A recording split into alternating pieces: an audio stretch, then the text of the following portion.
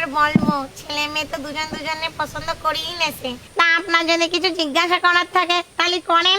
আচ্ছা মা, তুমি সারা গাছে উঠতে পারো? কেন, আপনি কি আমরা দিয়ে সারা গাছের ডাল পরিয়ে দাঁত মাজবেন? এই তুই এসব কি উত্তর দিচ্ছিস? আচ্ছা মা, তুমি মানুষকে ভয় দেখাতে পারো? না, ভয় দেখাতে পারি না, কিন্তু রিল বানাতে পারি। আপনার ছেলের সাথে সারাদিন রিল বানাবো। আচ্ছা মা, তুমি রূপ বদলাতে পারো? হ্যাঁ পারি তো। তাহলে মা একটু রূপ বদল করে দেখাও তো। না, এখন তো দেখাবো না, বিয়ের পরে আপনি আসল রূপটা দেখতে পাবেন। এই, তুই এসব কি বলছিস রে? এই তুই চুপ কর তো, এসব লোকের এরকমই উত্তর দিতে হয়। ও বাবা বিয়ান, আপনার মেয়ে যা দজ্জাল, আমার ছেলের সাথে আপনার মেয়ের বিয়ে দেব না। না না না না না, হবে না, আমি ওই মেয়ের বিয়ে করব, আমি অনুরে ছাড়া বাঁচবো না। এমন ভূত আবার কবার মরবে? আর বলিস নে, কোথায় বলে না পিনিতে পেট নি ভালো। যাই হোক বিয়ান, ওরা যখন ঠিক করেই ফেলেছে বিয়ে করবেই, তাহলে আর কি করা যাবে? তা বিয়ে আপনি ঠিকই বলেছেন। এখন কথা হচ্ছে, আমার মেয়ে একটু আপনার ছেলের সাথে আলাদা করে কথা বলতে চাই। আচ্ছা বিয়ান, ঠিক আছে, যা বাবা, তোরা দুজন আলাদাভাবে কথা বলি আয়।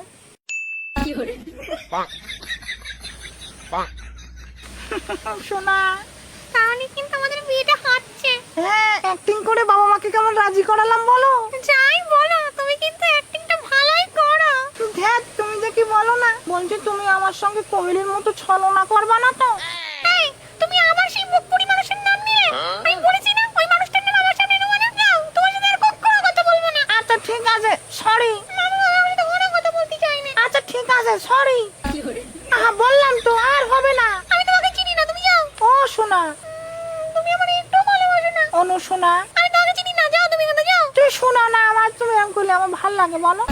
ও শোনা, বললাম তো সরি, আর হবে না। ঠিক আছে, এবারের মতন ক্ষমা করে দিলাম, আর জন্য আসুনি। ঠিক আছে, তাহলে তুমি বলো বিয়েতে তোমার কি গিফট লাগবে? আমার তো একটা বড় হাড়ের মালা, চামড়ার লেহেঙ্গা আর হাতির দাঁতের আংটি চাই। ঠিক আছে, হয়ে যাবে। হ্যাঁ ঠিক আছে, কিন্তু একটা কথা, আমাদের যেখানে বিয়ে হবে তার আশেপাশে যেন কোনো সর্ষে ক্ষেত না থাকে। আমার আবার সর্ষে খেতে খুব ভয় লাগে। আচ্ছা ঠিক আছে সোনা, I love you. I love you too. তাহলে বিয়ান, আমরা দেনা পাওনার কথাটা শুরু করি। বলেন, আপনাদের দাবি কি আছে বলেন।